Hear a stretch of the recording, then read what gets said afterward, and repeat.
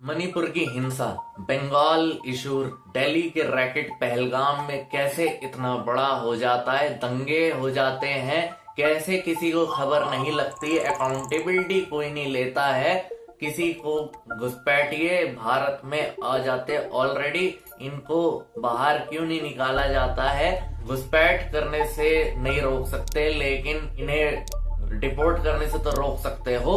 इन्हें डिपोर्ट करने से कौन रोक रहा है? लेकिन abrogation of 370 from Jammu Kashmir, सब कहते थे कि 370 को कोई हाथ नहीं लगा सकता, हाथ लगाओगे तो हाथ जल जाएगा। 370 को हटा दिया गया है।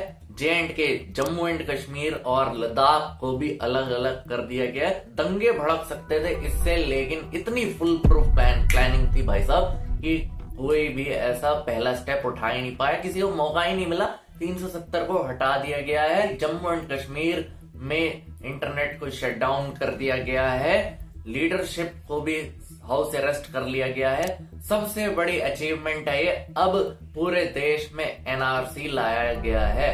दिसंबर 2020 में सिटीजन अमेंडमेंट बिल को इंट्रोड्यूस कर दिया गया जाता है और लेफ्ट इकोसिस्टम ऐसा नैरेटिव पुश करता है कि पूरे देश में प्रोटेस्ट शुरू हो जाते हैं। दिल्ली के शाहीन बाग में इन प्रोटेस्ट का सेंटर होता है और जहां दिल्ली की मुस्लिम वुमेन मथुरा रोड पर 4 महीने से ब्लॉक करके बैठी होती हैं और लोगों का वहां पर उठने से भी इरादा नहीं था और किसी के पास इनका कोई सलूशन नहीं होता है। अचानक से लेकिन कोविड-19 लॉकडाउन आ जाता है दर्शकों, फिर लोगों को वहां से मजबूरी में उठना ही पड़ा। उस टाइम तक ये प्रोटेस्ट काफी बड़े हो चुके थे। लॉकडाउन लगने से पहले दिल्ली में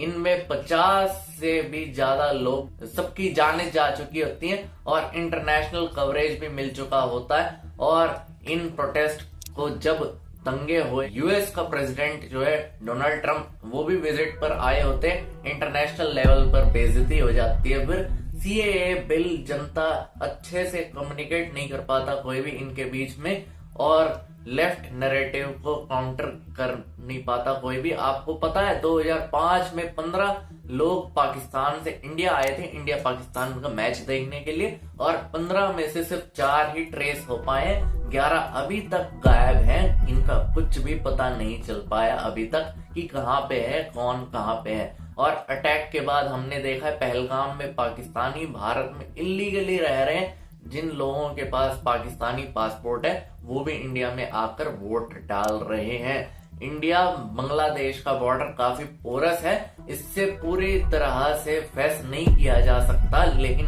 हमें पता है कि इंडिया में लाखों बांग्लादेशी इलीगली इस समय रह रहे हैं, स्पेशली असम एंड बंगाल।